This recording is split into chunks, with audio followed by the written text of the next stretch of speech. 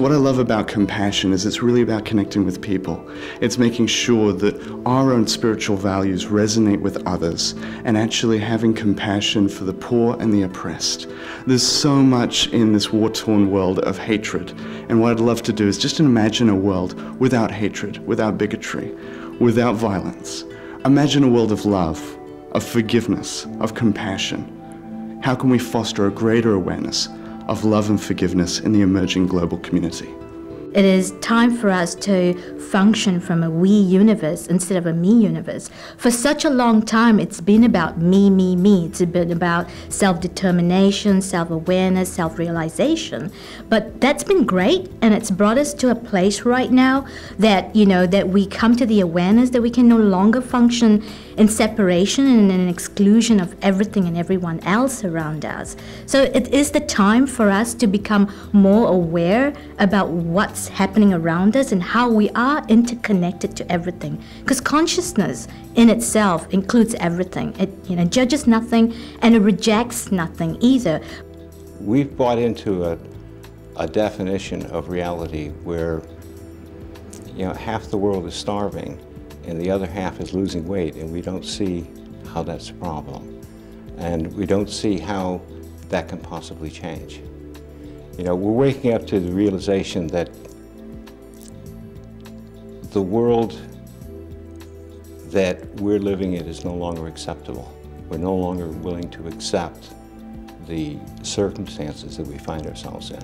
And we're waking up to the realization that we have the ability, we have the power, we have the drive, we have the passion.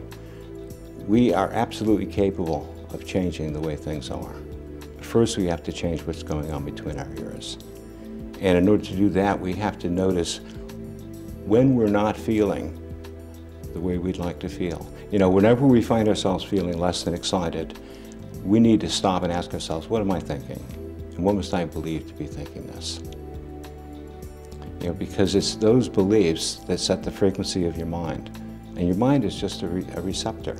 Your brain is a crystal radio. So whatever frequency you're set to, just like a radio, whatever the programming is on that frequency, that's what you experience. Positive thinking is a huge thing in the New Age world, but just thinking positive doesn't change anything. You have to feel literally positive. It means you have to feel the sensation of peace. It's not only the heart, so modern science shows the heart is the brain, but we have in fact another brain, the gut. We speak about gut feelings. It's not just like words like that. In fact, now modern science shows that we have as many neurons in the gut that in our spine. So in fact, we have 3 brains. It's one in the head, one in the heart, and one in the gut. The next level from mind-heart coherence is mind-heart-gut coherence. And a sense of balance and flow comes in life when these 3 brains come into alignment. And it's about feeding these centres what they hunger for. So our brain and mind at head level hungers for knowledge and information and understanding. And our heart hungers for love and compassion and connection. And our gut hungers for living, raw, consciously prepared foods. And at some point, it's about stepping outside of the concept of this and into the actual experience of it. The mind thinks, the heart just knows. It doesn't reason, it doesn't justify, it doesn't try to figure it out. It just knows. And there's no possibility of living consciously unless we have mind-heart coherence. It is not possible to live fully consciously unless every thought is congruent with what we know at a heart level. Imagine a set of scales, if you will, and you've got the head at one side and the gut brain at the other. The heart is the centre.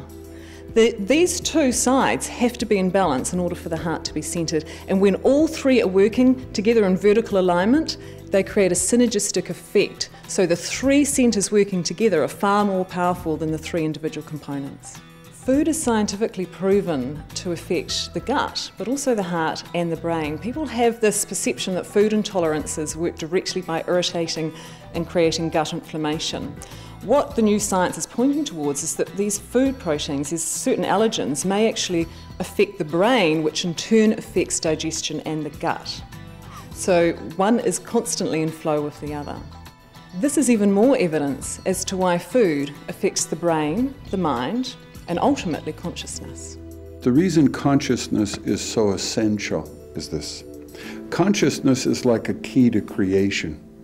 It's a connectedness to creation. So when there's no mind interrupting the connection, you have an experience of really being connected to nature. Consciousness is the state of being aware. It's about seeing the leaves on the trees, blowing in the breeze. It's about hearing the subtle sounds. It's about smelling the perfume of the roses. It's about hearing your feet tread softly on the ground.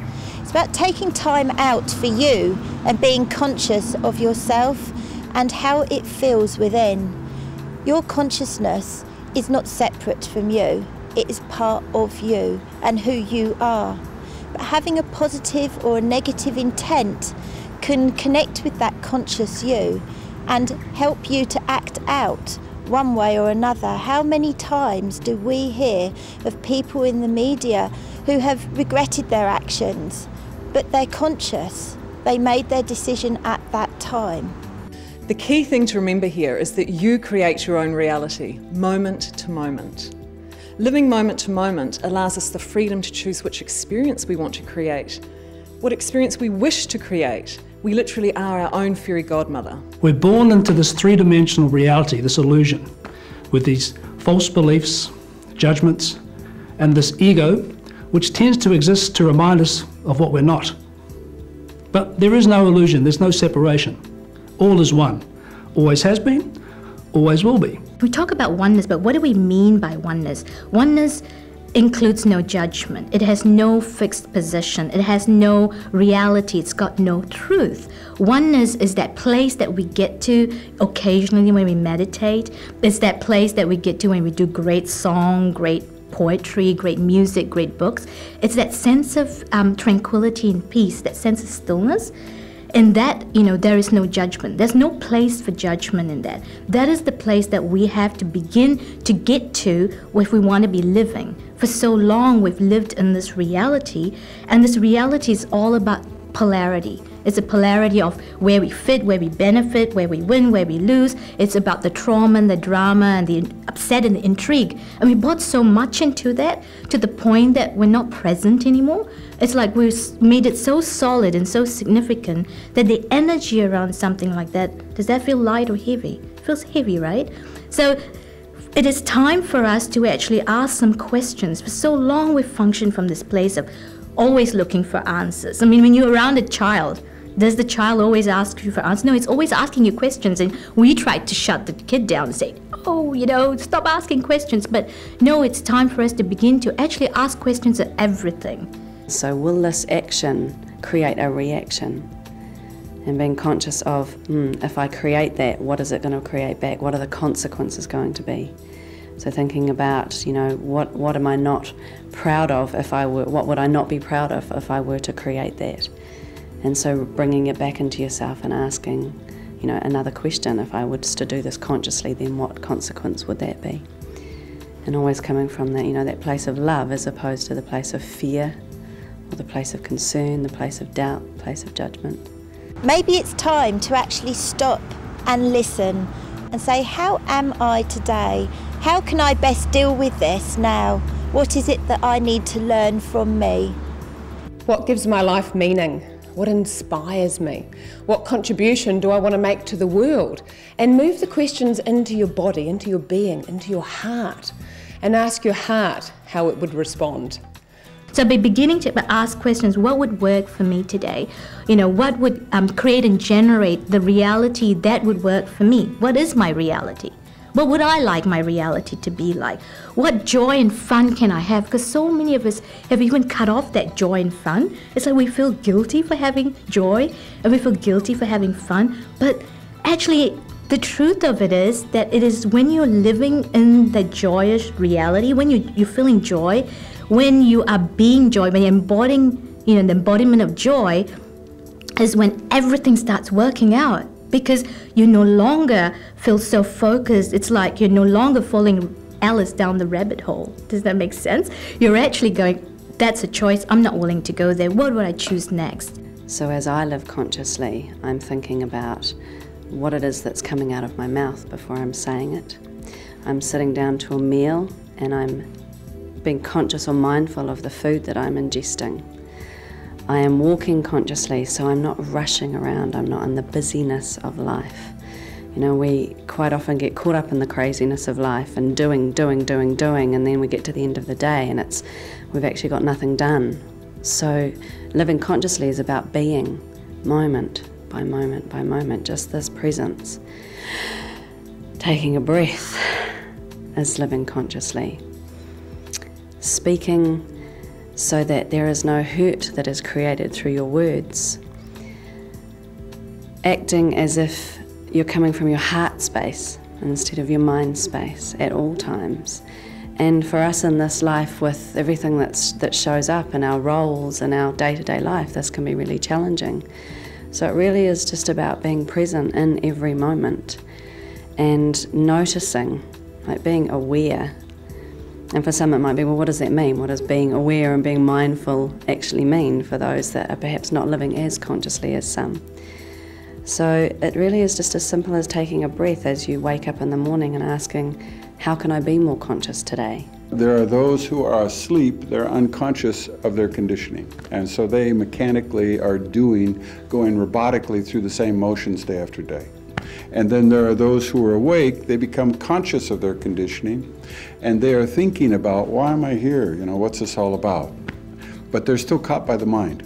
And so those who I feel are really truly awakened are in the present moment experience, which is really being consciously aware of whether you're here or you're not here in the present moment. And as you become consciously aware and continue that practice on a consistent basis, being aware consistently becomes awareness. And now you're in awareness, the awareness of now. And so that is when you begin to notice. And the noticing is, I'm here in the present moment. So within awareness, you're here, you're not here, you're noticing I'm here, I'm not here. You're noticing whether you're reacting or responding. You're noticing the daily dramas, whether you're in them or not, and the self-story, whether you're speaking it or not. Now, over time, as you practice being in that awareness, and you are in a more continuous practice of being here in the present moment, it becomes consciousness. And consciousness is really key, because the difference between awareness and consciousness is this. In awareness, you are noticing whether you're here or not. Consciousness, you are here.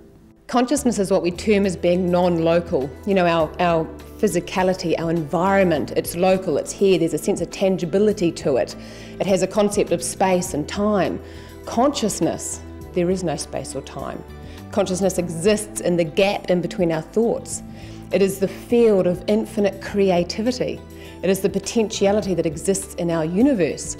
And it's the thing in life that we are on this journey to seek, to find. But at some point we're presented with an experience. And if we step into that experience, we move out of the cognitive understanding of consciousness and into the knowingness of consciousness.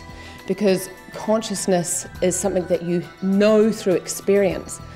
And in that experience, that's when you realize that there is nothing out there to seek. It's just a case of remembering who you are.